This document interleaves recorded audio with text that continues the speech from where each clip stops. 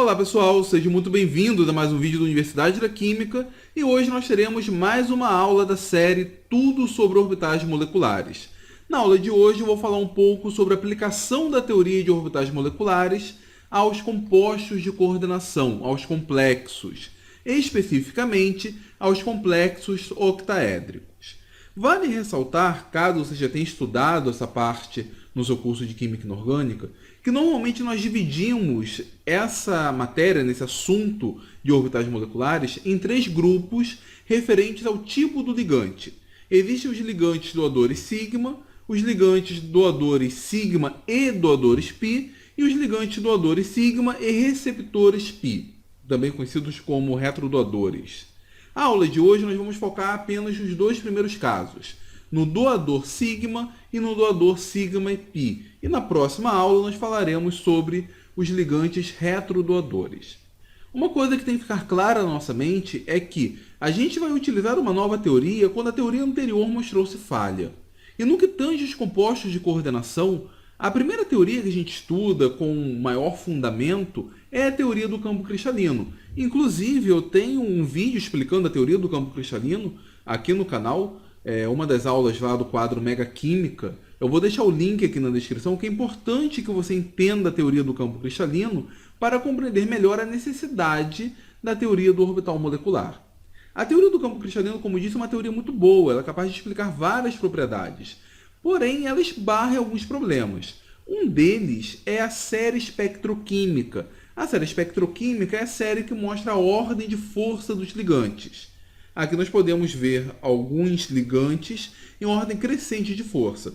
Na ponta nós temos iodeto, brometo, sulfeto, cloreto, no conjunto de ligantes mais fracos.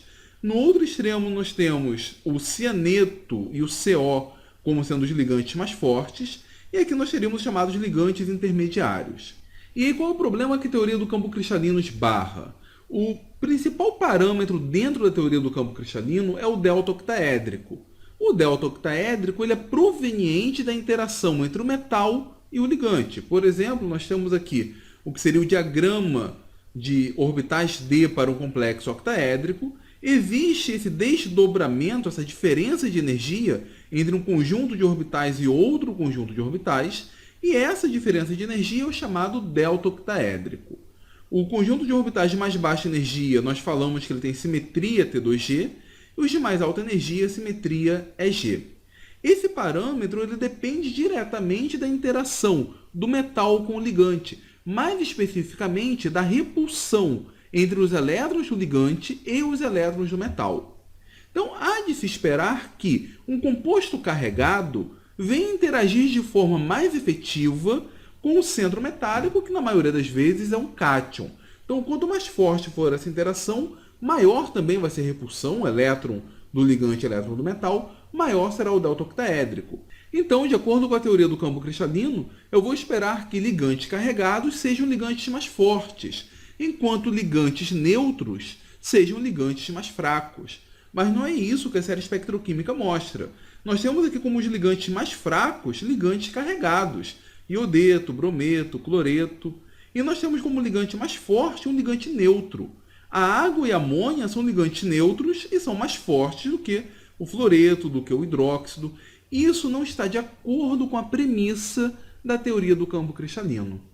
A teoria do orbital molecular aplicada a complexos é capaz de explicar esse problema. E como eu disse no início da aula, nós costumamos separar esses ligantes em três grupos: os chamados doadores sigma, os doadores sigma e π e os retrodoadores, sendo que na aula de hoje só veremos os dois primeiros exemplos. E para isso, então, nós vamos começar com os ligantes doadores sigma. O que é um ligante doador sigma? Possui apenas orbitais de simetria sigma para interagir com o metal. O que significa isso? Um orbital com simetria sigma é um orbital que está ao longo do eixo internuclear. Ele vai ter sobreposição frontal com o orbital do metal. Enquadram-se nesse grupo de doadores sigma ligantes que interagem através do par de elétrons não ligantes. Por exemplo, nós temos a amônia, a água, o etileno de amino. A forma de interação deles é apenas através do par não ligante presente no átomo central. no oxigênio no caso da água, do nitrogênio no caso da amônia. Então nós temos aqui a amônia, o NH3, sobre o nitrogênio tem esse par de elétrons não ligantes, e ele vai se ligar ao metal através desse par de elétrons. Ele se enquadra como ligante apenas sigma, porque ele não teria outra forma de interagir com o metal. Lembrando que, nesse caso, esse orbital ele vai ter um elevado caráter sp3. É esse orbital que representa o par de elétrons isolado do nitrogênio.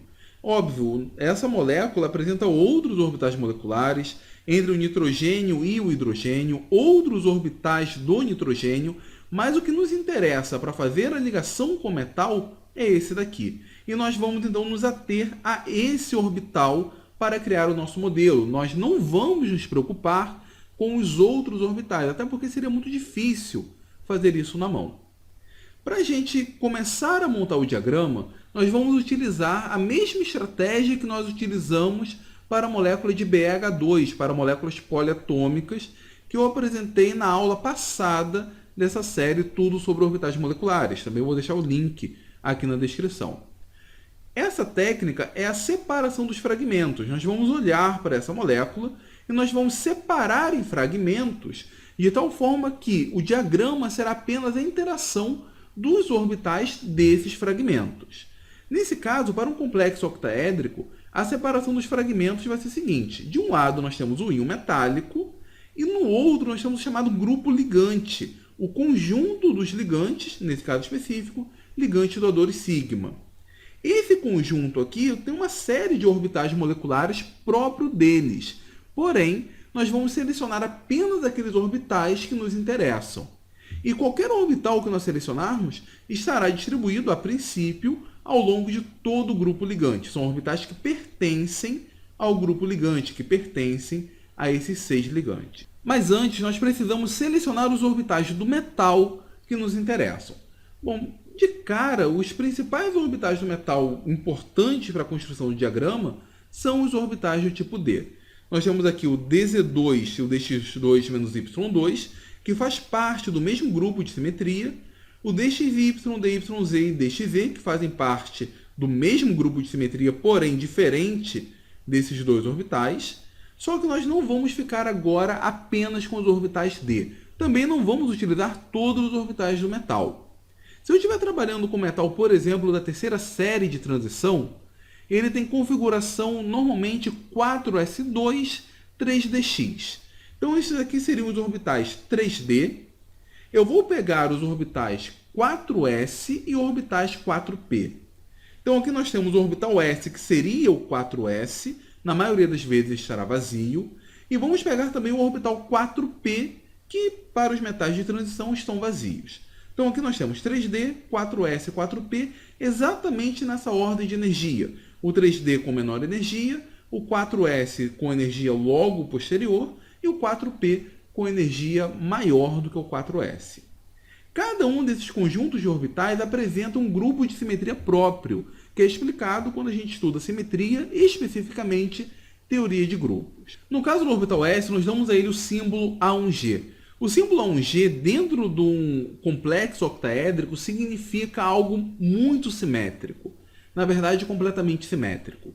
Como o orbital S é uma esfera, ele tem a maior simetria possível. Então, dentro de um complexo octaédrico, se fosse tetraédrico, não receberia esse código, mas dentro de um complexo octaédrico, ele recebe o símbolo A1G. A, porque ele é único, não tem degenerescência. G, porque ele é simétrico em relação ao centro de inversão. E o 1 é outro símbolo de simetria que está relacionado a um outro contexto que eu acho que não vem ao caso a gente discutir aqui. Então, o S pertence ao grupo A1G. O PX, o PY e o PZ, que aparecem na forma de 3 orbitais degenerados, pertencem ao grupo T1U. Ele é T porque é triplamente degenerado. Ele é U porque ele é antissimétrico em relação ao centro de inversão. Em relação ao centro de inversão, ele muda o sinal. E nós temos os casos já conhecidos.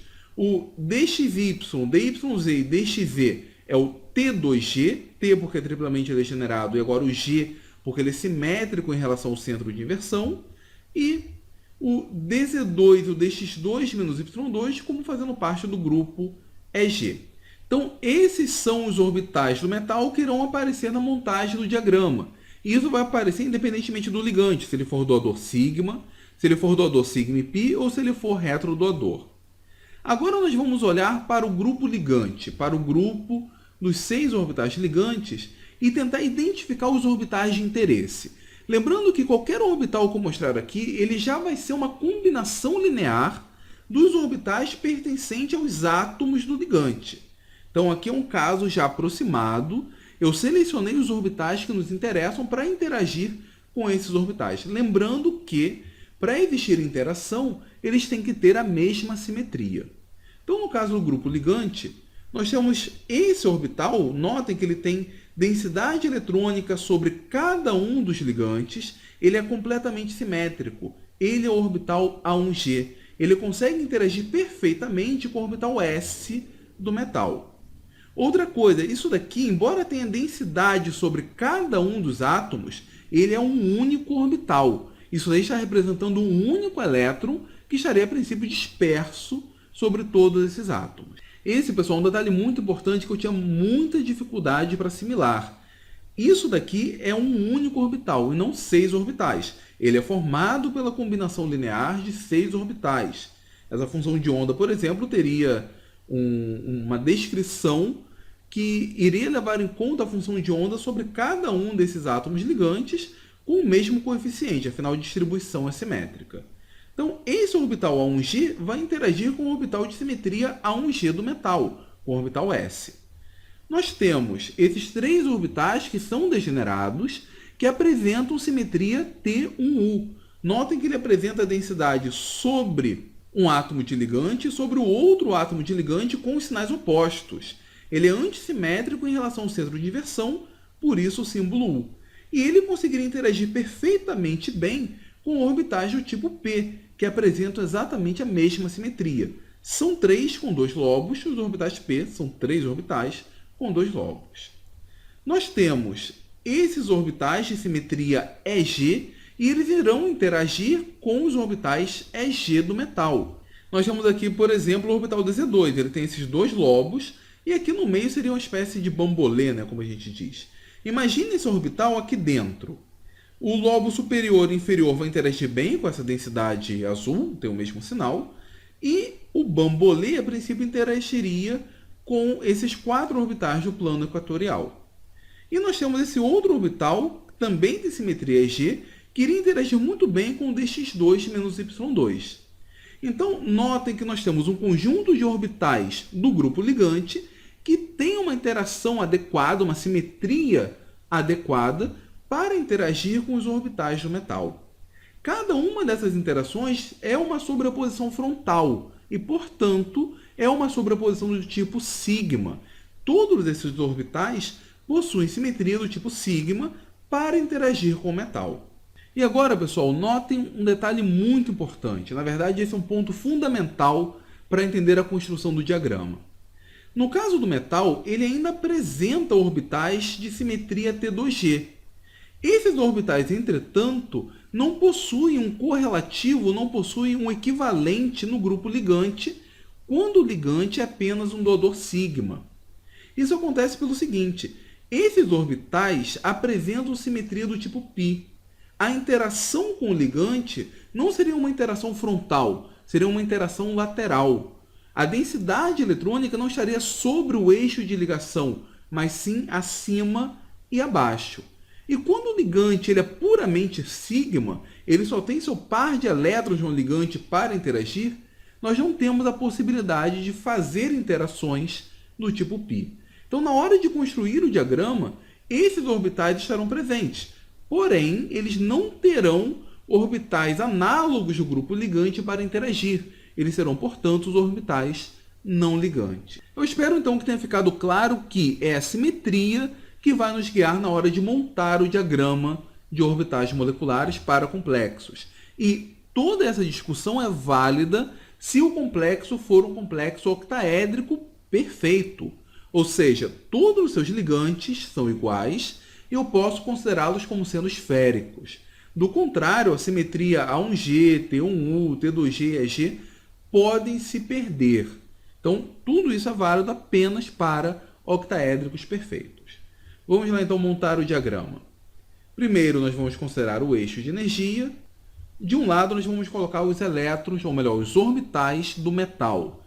Aqui nós temos 5 orbitais originalmente degenerados, que são os orbitais de simetria T2G e EG do metal. Esses estão num ponto mais baixo de energia, porque seria ali o orbital 3D, por exemplo, se nós estivermos falando de um elemento do terceiro período de transição. Logo em seguida, nós teremos o orbital S, de simetria A1G, e depois os 3 orbitais P, de simetria T1U. Esses, portanto, são os orbitais do metal. Vamos olhar agora no caso do grupo ligante. Do grupo ligante, nós temos um orbital A1G, seguidos de 3 orbitais degenerados, T1U. Eles têm uma energia maior do que o 1G, mas é um pouco maior apenas, seguido dos orbitais de simetria EG. E nesse caso, como o ligante é puramente sigma, não tem orbitais de simetria T2G. E agora fica fácil fazer a interação. O A1G interage com o A1G, forma um orbital molecular de simetria 1G ligante e um antiligante. Como essa interação é a mais simétrica possível, ele forma um orbital de mais baixa energia. E como essa interação é bem efetiva, o orbital antiligante também possui elevada energia. Agora, combinando o T1U do metal com o T1U do ligante, nós temos 2 orbitais de simetria T1U, agora pertencente ao complexo, um ligante e outro antiligante. Para a gente ter uma ideia do formato desses orbitais, o A1G ligante é só pegarmos essa combinação linear e somarmos a figura do orbital S aqui no meio, com o mesmo sinal. E o antiligante, nós trocamos o sinal do S, de tal forma que ele vai ter uma região nodal ao longo de cada ligação. No caso do T1U, imaginem essa densidade combinada com o orbital do tipo P. No caso ligante, eles terão o mesmo sinal, só vai ter um nó no átomo central. No caso do antiligante, nós trocaremos o sinal, então vai ser, por exemplo, a parte verde do lado da parte azul. Vamos aumentar o número de regiões nodais. E essa é a ideia para o formato de todos os orbitais moleculares. Vamos pegar o orbital do grupo ligante e vamos somar com o orbital do metal. Na parte ligante, eles terão o mesmo sinal. Na parte antiligante, basta trocar o sinal da função de onda do metal. E agora nós podemos fazer a interação do orbital EG, dos 2 orbitais EG do metal, com os 2 orbitais EG do grupo ligante. Nós teremos, então, um EG ligante e outro EG antiligante, agora pertencente ao metal. No caso do orbital T2G do metal, ele não interage. Então, ele aqui é um orbital não ligante. Caso tenha, por exemplo, o complexo de ferro com amônia, então Fe, complexo octaédrico, vamos considerar 6 moléculas de amônia. Lembrando que a amônia também é um doador simplesmente sigma. Cada um desses orbitais, pessoal, ele é uma combinação linear, que veio, portanto, de outros 6 orbitais. Que orbitais são esses? Aqueles orbitais sobre o átomo de nitrogênio que apresentava simetria ou características do tipo sp3. Cada um desses orbitais, na verdade, ele representa um par de elétrons não ligantes. Nós temos, portanto, 6 orbitais sp3 com um par de elétrons e, portanto, 12 elétrons. Esses 6 pares de elétrons agora estão redistribuídos nessas 6 combinações lineares.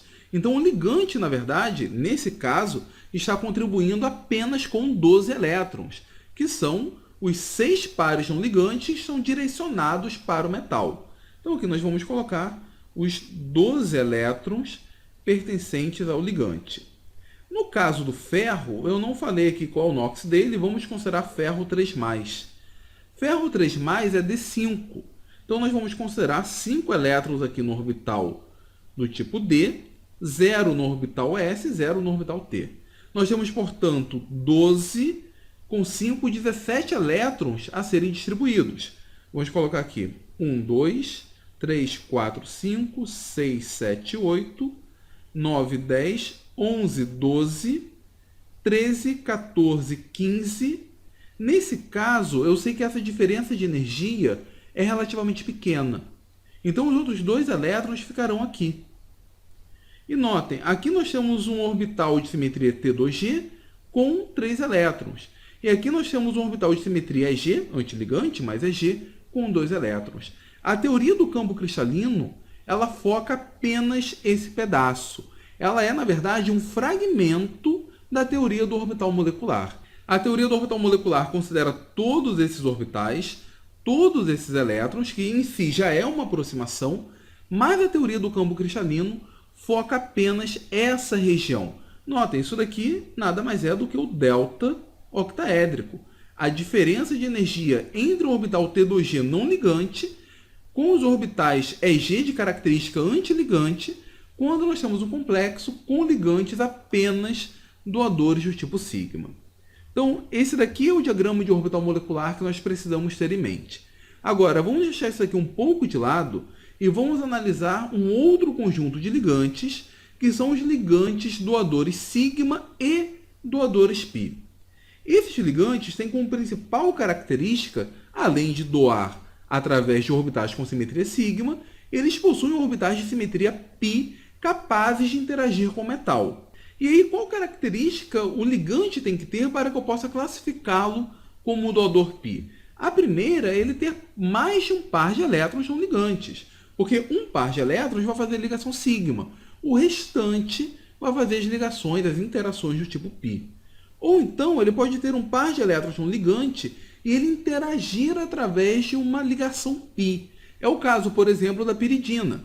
A piridina ela doa densidade eletrônica com simetria sigma através do par de elétrons não ligantes, e a nuvem π, a sua nuvem eletrônica, é capaz de promover uma interação do tipo π.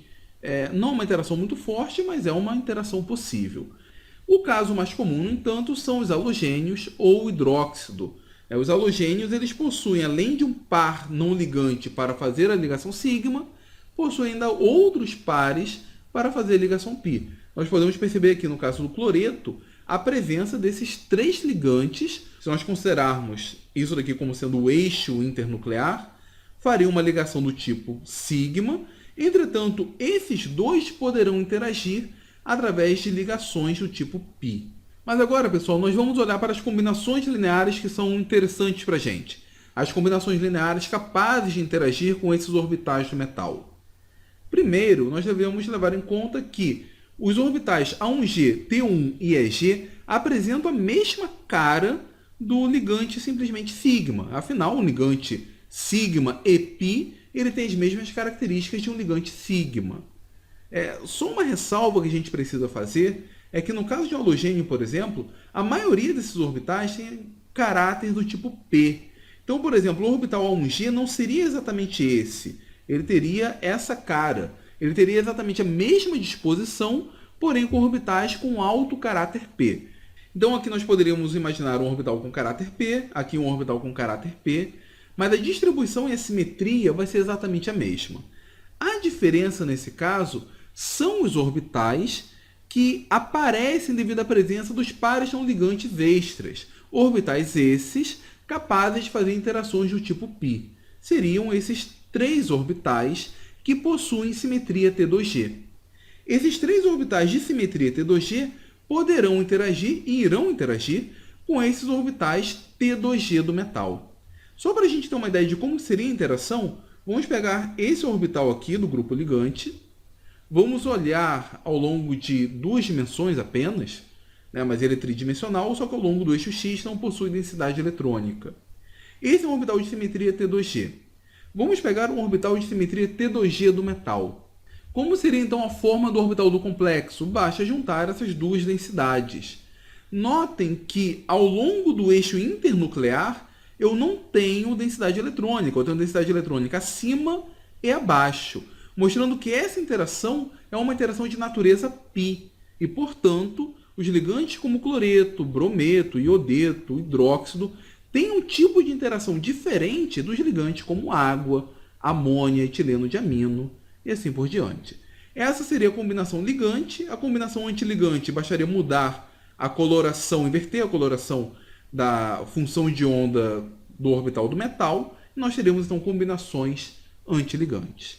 Com isso, então, a gente pode montar agora o diagrama de um complexo onde o ligante é um doador sigma e um doador π. Nós podemos colocar aqui o eixo de energia e aqui nós podemos utilizar como base o diagrama de orbitais moleculares quando o ligante é um ligante puramente sigma. Lembrando que o delta octaédrico seria representado por essa diferença de energia. Qual vai ser a diferença quando tem um ligante doador sigma e doador π? Essas densidades eletrônicas, essas combinações lineares são as mesmas. Eu vou adicionar, nesse caso, mais 3 combinações lineares que têm simetria T2G. Então, nós podemos imaginar que todas as outras interações são as mesmas, a 1G, a T1U, a EG, só que agora eu tenho uma combinação entre os orbitais T2G do ligante e o orbital T2G do metal. Eu não vou ter mais esse orbital não ligante. Agora nós iremos formar um orbital ligante e um orbital antiligante. Nota que, em relação a esses orbitais T2G não ligantes, nós vamos ter agora 3 orbitais de mais baixa energia e 3 orbitais de mais alta energia. Quando eu considero, por exemplo, um complexo, vamos imaginar o mesmo complexo de ferro, só que agora vamos considerar o ligante como sendo cloreto. Nós temos, nesse caso, 12 elétrons de simetria sigma, que nós podemos colocar aqui. E, além disso, nós temos agora mais 6 elétrons pertencentes a esses orbitais de simetria T2G. Temos um total agora de 18 elétrons por parte do ligante e continuam 5 elétrons por parte do metal. Na hora de distribuir, nós teremos então 18 mais 5, 23 elétrons a serem distribuídos. Então, 1, 2, 3, 4, 5, 6, 7, 8, 9, 10, 11, 12, 13, 14, 15, 16, 17, 18.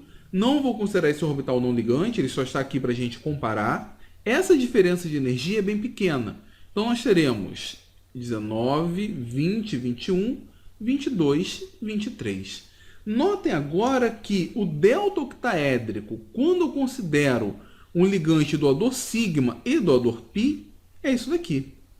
É menor do que o delta octaédrico quando eu considero um ligante apenas doador sigma.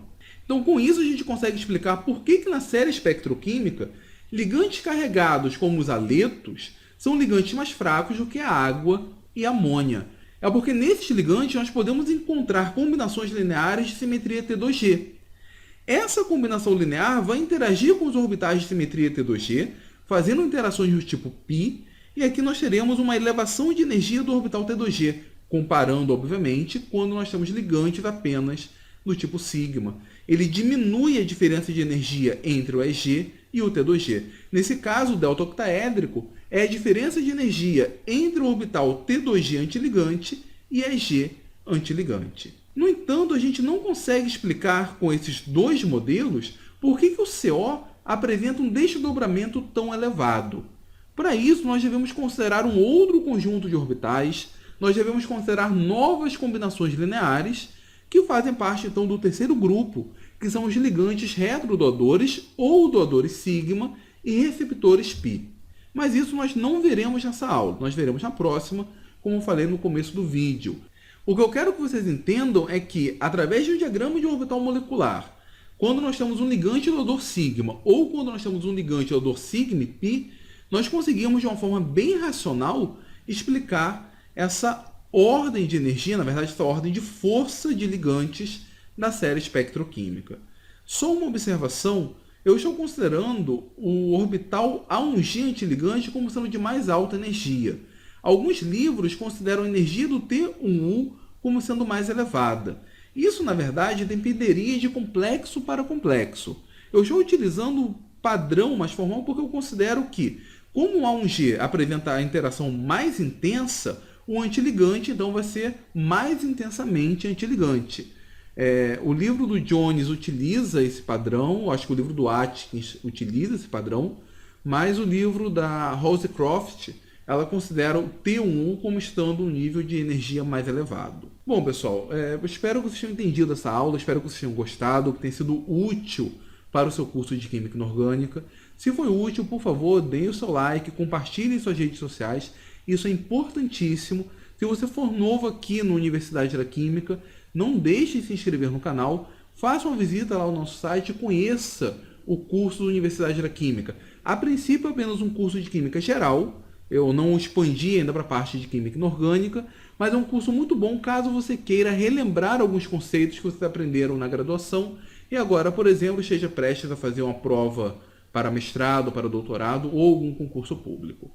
Aguardo vocês lá, aguardo seus comentários aqui sobre o que vocês acharam da aula, se foi legal, se não foi, o que precisa melhorar. E muito obrigado e até a próxima do Universidade da Química.